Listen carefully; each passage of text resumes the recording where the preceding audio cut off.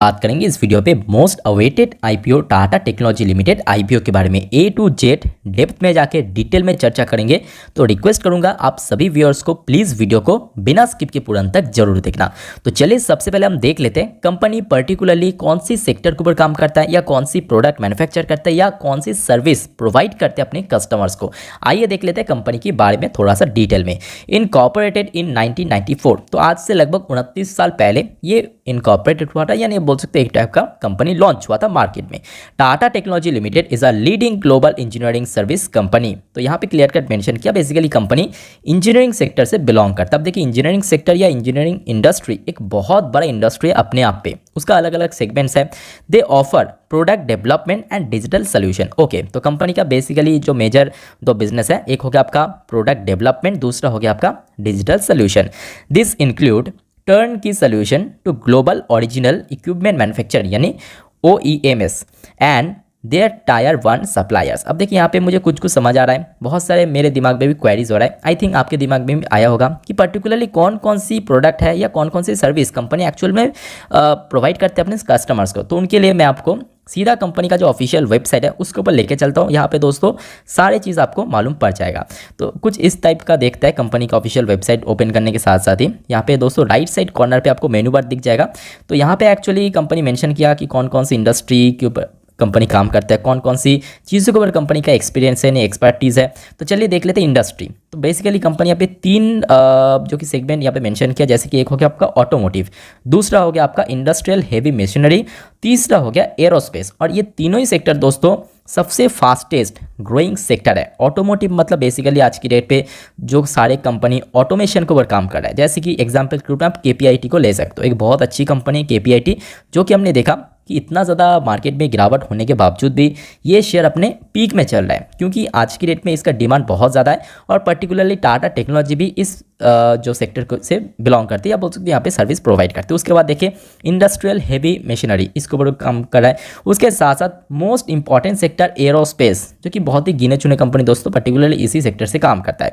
अब देखिए ऐसे बहुत सारे सेक्टर्स हैं जहाँ पे कंपनी का काफ़ी अच्छा खासा एक्सपीरियंस है, यानी एक्सपर्टीज़ है, जैसे कि इंजीनियरिंग एंड R&D बहुत ही अच्छी सेक्टर, डिजिटल जो कि एंटरप्राइजेस, उसके बाद देखिए एजुकेशन सेक्टर आज की डेट में बहुत फास्ट ग्रोइंग सेक्टर है एजुकेशन सेक्टर, साथ ही साथ सॉफ्टवेयर प्रोडक्ट। तो बेसिकली ये कुछ सेक्टर से कंपनी बिलोंग करता है। तो इसके थ्रू आपको साफ साफ मालूम पड़ रहा है कि ऑब्वियसली कंपनी बहुत ही फास्ट ग्रोइंग सेक्टर से बिलोंग करता है, या इवन कंपनी का जो ग्रोथ है आपको फ्यूचर में भी काफ़ी बढ़िया देखने का चांस है। अब चलिए कौन सी सेक्टर से बिलोंग करता है, कौन कौन सी सर्विस प्रोवाइड करता है, आई थिंक आपके दिमाग में टोटल यहाँ पे क्लैरिफाई हो चुका है। अब हम बात करेंगे, अब देखिए कोई कंपनी अच्छी सेक्टर से बिलोंग कर रहा है, इसका मतलब ऐसा नहीं है कि कंपनी 100% सही रहेगा। कंपनी के फाइनेंशियल जो बैलेंस शीट है वो भी आपको अच्छे से जज करना चाहिए कि कंपनी फाइनेंशियली कितना स्ट्रांग है, राइट। तो उसके लिए दोस्तों मैं आपके सामने ओपन कर लिया लास्ट कुछ फाइनेंशियल ईयर का कंपनी की बैलेंस शीट। तो थोड़ा ध्यान से देखना है स्टेप बाय स्टेप करके। तो फाइनेंशियल ईयर 21 की बात करें तो कंपनी की टोटल रेवेन्यू जनरेट हुआ था 2380 करोड़ रुपए।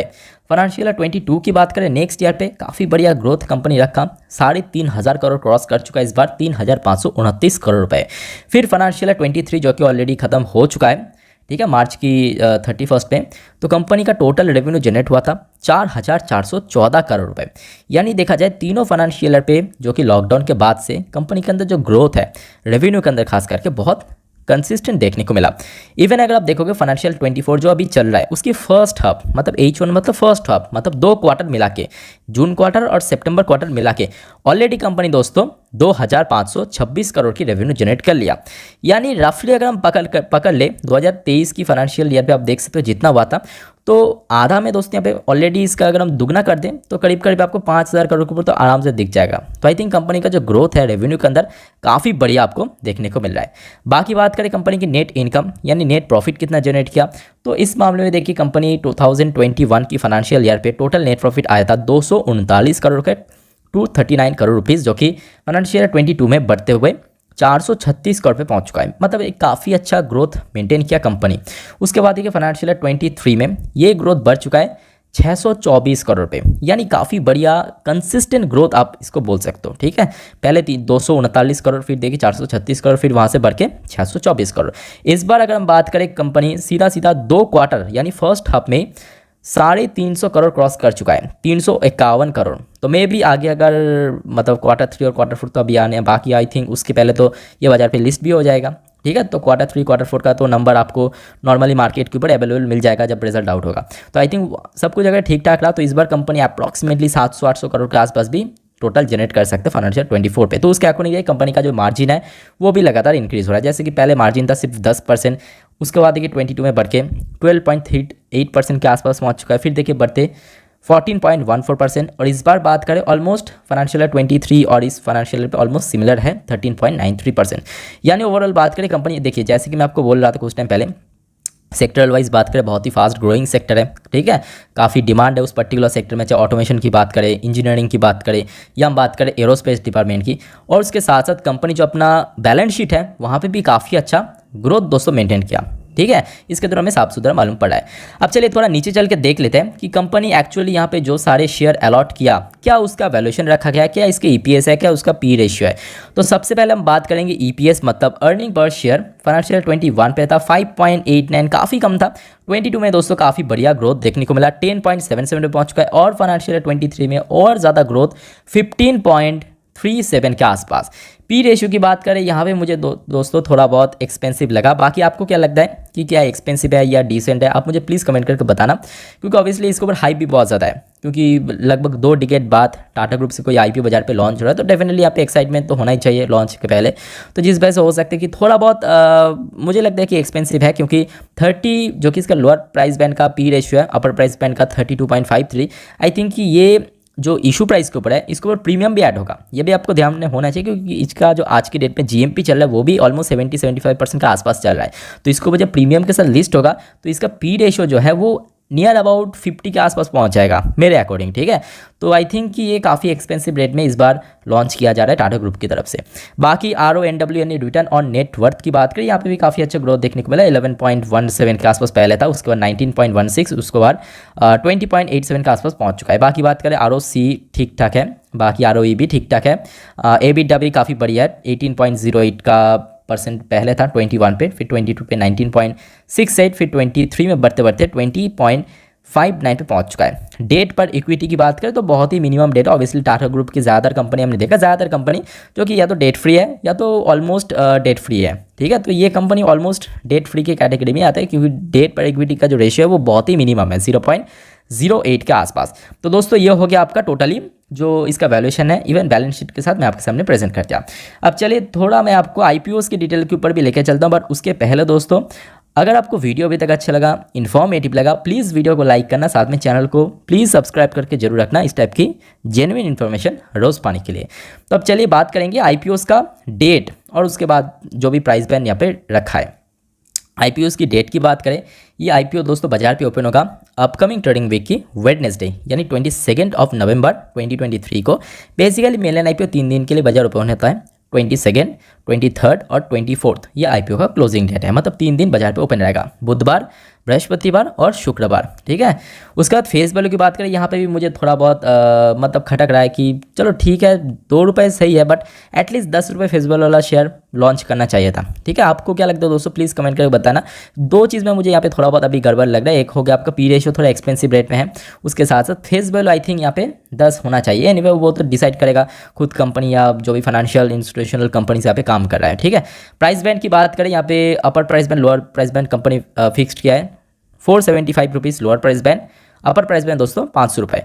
तो इसके बीच में ये जो 25 पॉइंट की रेंज है, इसके बीच में कोई भी प्राइस को पकड़ के आप इसमें बीडिंग कर सकते हो, बट मैं आपको स्ट्रांगली रिकमेंड करूंगा, क्योंकि इसका जो जीएमपी है काफ़ी हाई पे चल रहा है, तो हमेशा कट ऑफ प्राइस में क्लिक करना, या तो जो अपर प्राइस बैंड यहाँ पे सेट किया है उसमें दोस्तों क्लिक करना, मतलब 500 रुपये पर शेयर पे बीट करना। लॉट साइज़ की बात करें, 30 क्वांटिटी का शेयर एक लॉट में है, मतलब अगर आपको एक लॉट अप्लाई करना है, टोटल आपको 30 क्वांटिटी का शेयर ऑर्डर प्लेस करना पड़ेगा। 2 लॉट के लिए 60, 3 लॉट के लिए 90, तो बेसिकली इसी रेशो में आपको ऑर्डर प्लेस करना पड़ेगा। आईपीओस का साइज़ दोस्तों काफ़ी बड़ा है, 3042 करोड़ का टोटल इशू का साइज़ है, जिसमें ऑफर फॉर सेल के थ्रू कंप्लीटली अपना स्टेक सेल करेगा कंपनी की प्रोमोटर 3042 करोड़ का, यानी टाटा मोटर्स इसका मेन प्रोमोटर, उन्होंने अपना जो कि स्टेक सेल कर, जिसके कारण हमने देखा कि लास्ट कुछ समय से टाटा मोटर्स के शेयर में भी काफ़ी तेज़ी देखने को मिला। इशू टाइप की बात करो, ऑब्वियसली मेन लाइन आईपीओ तो book build issue type IPO जब लिस्ट होगा बाजार पे, बीएससी एनएससी दोनों ही एक्सचेंज के ऊपर लिस्ट होगा। उसके बाद चलिए देख लेते हैं हमारे रिटेल इन्वेस्टर्स के लिए कितना शेयर एलोकेट किया। जैसे कि आप देख सकते हो स्क्रीन के ऊपर, क्यूआईबी कैटेगरी की टोटल 50% शेयर एलोकेट किया है। रिटेल कैटेगरी के लिए काफ़ी अच्छी बात कि 35% शेयर एलोकेट किया गया है, और एचएनआई कैटेगरी के लिए टोटल 15% शेयर दोस्तों एलोकेट किया गया है। अब चलिए देख लेते हैं आईपीओ से रिलेटेड कुछ इंपॉर्टेंट डेट्स वगैरह। जैसे कि आईपीओ बाजार पे ओपन होगा आपका 22 नवंबर 2023 को। आईपीओ 3 दिन के लिए रहेगा, 22, 23, 24 आईपीओ का क्लोज डेट है। 30 नवंबर 2023 आईपीओ में अपने अलॉटमेंट मिला या नहीं मिला, मतलब आपको रिजल्ट मालूम पड़ेगा, ठीक है। उसके बाद देखिए रिफंड नेक्स्ट डे मिल जाएगा 1 दिसंबर के दिन। आपको अगर अलॉटमेंट मिल गया मतलब आप बहुत लकी हो, ठीक है, तो उस केस में 4 दिसंबर यानी मंडे के दिन शेयर आपके डीमैट अकाउंट में क्रेडिट होगा, और 5 दिसंबर ट्यूसडे मंगलवार के दिन दोस्तों ये आईपीओ फाइनली बाजार पे लॉन्च होगा। 20 साल बाद टाटा ग्रुप की तरफ से एक और कंपनी का शेयर बाजार में लॉन्च होगा, जो कि 5 दिसंबर के दिन। तो ये बहुत इंपॉर्टेंट डेट है, और अगर आपको अप्लाई करना है आईपीओ में तो 5 बजे के पहले दोस्तों आपको मैंडेट अप्रूव करना पड़ेगा, ठीक है, यहाँ पे क्लियर मेंशन कर दिया। उसके बाद देखिए रिटेल इन्वेस्टर्स के लिए कुछ इंपॉर्टेंट जानकारियाँ, जैसे कि कोई भी रिटेल इन्वेस्टर्स को अगर अप्लाई करना है तो मिनिमम 1 लॉट तो करना ही पड़ेगा। 1 लॉट के लिए टोटल आपको 30 क्वांटिटी का शेयर ऑर्डर प्लेस करना पड़ेगा, जो टोटल आपका पैसा बुक्ड होगा, यानी बोल सकते हो कि यहाँ पे ब्लॉक्ड होगा 15,000 रुपये, और मैक्सिमम कोई भी रिटेल इन्वेस्टर्स 1,95,000 का ही जो कि अप्लाई करता है, यानी टोटल 13 लॉट अप्लाई कर सकते हैं। उसके बाद बात करें आज की डेट पे, देखिए इसका जो प्रोमोटर का स्टेक है, मतलब टाटा टेक्नोलॉजी कंपनी के अंदर प्रोमोटर का स्टेक 66.79% का है, जिस मतलब जो कि टाटा मोटर्स का ये यहाँ पे एंटायर स्टेक। और ये जब स्टेक सेल हो जाएगा, मतलब आईपीओ बाजार पे लिस्ट हो जाएगा, तब इसका स्टेक, क्योंकि यहाँ पे ओएफएस के थ्रू अपना स्टेक सेल कर रहा है कंपनी के प्रोमोटर, ठीक है, तो उसका स्टेक रिड्यूस होकर 55.39% पे पहुँच जाएगा। तो दोस्तों ये हो गया कुछ इंपॉर्टेंट डिटेल्स आपकी टाटा टेक्नोलॉजी आईपीओ से रिलेटेड। बाकी आपका कोई डाउट्स है आप मुझे प्लीज़ कमेंट करके जरूर बताना, ठीक है, ताकि मुझे भी समझ आ जाए कि आपको क्या डाउट्स है कौन सी जगह पे। अब बात करेंगे इसका जीएमपी कितना चल रहा है, यानी ग्रे मार्केट प्रीमियम। अक्सर लोग जीएमपी को देखते हुए आईपीओज में अप्लाई करते हैं, बहुत लोग लॉन्ग टर्म की पॉइंट ऑफ व्यू से भी अप्लाई करते हैं। फिलहाल बात करें, देखिए 2 दिन पहले भी इसका प्राइस बैंड कोई ठीक ठाक नहीं था, जिस वजह से हमने देखा कि इसमें यहाँ पे जो देखिए प्रीमियम में तो ट्रेड कर रहा था, बट परसेंटेज यहाँ पे शो नहीं हो रहा था। कल से मतलब आपकी 1 दिन पहले से इसका जीएमपी एक्टिव हुआ, जैसे कि आप देख सकते हो। लास्ट टाइम जब उसके पहले 74% का प्रीमियम चल रहा था। लास्ट टाइम जब अपडेट हुआ तो आप देख सकते हो इसका जो प्रीमियम है 70% के आसपास चल रहा है, मतलब थोड़ा बहुत यहाँ पे, क्योंकि ऑब्वियसली मार्केट में थोड़ा बहुत करेक्शन हुआ था फ्राइडे के दिन इंडियन मार्केट में, ठीक है, तो जिस वजह से थोड़ा बहुत हमें ड्रॉप देखने को मिला। तो लगभग 70.8% के आसपास इसका फिलहाल प्रीमियम चल रहा है। तो मतलब एक बड़े कंपनी का आईपीओ के नज़र से अगर हम देखें, ऑब्वियसली कोई छोटे कंपनी नहीं है, तो उसके नज़र से अगर देखा जाए तो काफ़ी अच्छा प्रीमियम बोलूँगा यहाँ पे चल रहा है, ठीक है। अच्छा, यहाँ पे कुछ और डिटेल से मैं आपको थोड़ा दिखाना चाहता हूँ कि इसका आज की डेट पे मार्केट वैल्यूएशन क्या है। तो पी रेशियो तो ऑलरेडी हमने देख लिया कि अपर प्राइस बैंड का जो पी रेशियो है 32.53 के आसपास, पर इसका मार्केट क्या दोस्तों आज की डेट पर जो प्राइस बैंड अनाउंसमेंट किया उसके ऊपर बेस्ड करके 20,283 करोड़ रुपये। अब ध्यान से सुनना, इसके ऊपर प्रीमियम भी तो ऐड होगा। आज की डेट में सपोज का प्रीमियम 70% पे चल रहा है, तो इसके ऊपर आप ऐड कर लीजिए जो मार्केट कैप रहेगा, इसके ऊपर और 70% ऐड हो जाएगा, क्योंकि जो प्राइस रहेगा उसके ऊपर 70% ऐड हो जाएगा, ठीक है। तो जिसके ऊपर आई थिंक कि एक बहुत बड़े कंपनी के रूप में ये बाजार पे लिस्ट हो सकता है। तो देखिए लिस्टिंग के बाद क्या होगा वो तो आपके ऊपर डिपेंड करता है, बट हाँ मैं आपको बोलूँगा अगर आपको अप्लाई करना है तो ऑब्वियसली टाटा ग्रुप इतने दिनों बाद, इतने दिन बोलना गलत होगा, इतने सालों बाद, 2 डिकेड बाद, 20 साल बाद लगभग टाटा ग्रुप की तरफ से आईपीओ बाजार पे लॉन्च हो रहा है, तो यहाँ पे ऑब्वियसली एक्साइटमेंट बहुत ज़्यादा रहेगा। प्रीमियम भी काफ़ी बढ़िया चलेगा, आई थिंक ये शुरुआत है, 70%, 80-90 आराम से जा सकता है आराम से। तो उस केस में मैं बोलूँगा मेरे तरफ से पूरा अप्लाई करने का ही मैं बोलूँगा राय है। एकदम डे 1 पे करें, डे 2 में करें, डे 3 में करें, वो आपके ऊपर डिपेंड करता है। अप्लाई कीजिए अलग अलग डीमैट अकाउंट से कीजिए, ताकि आपका जो अलॉटमेंट मिलने का चांस बने रहे। बाकी देखिए मैं बोलूँगा कि अप्लाई करने से पहले खुद भी अच्छे से स्टडी करना, एनालाइज करना।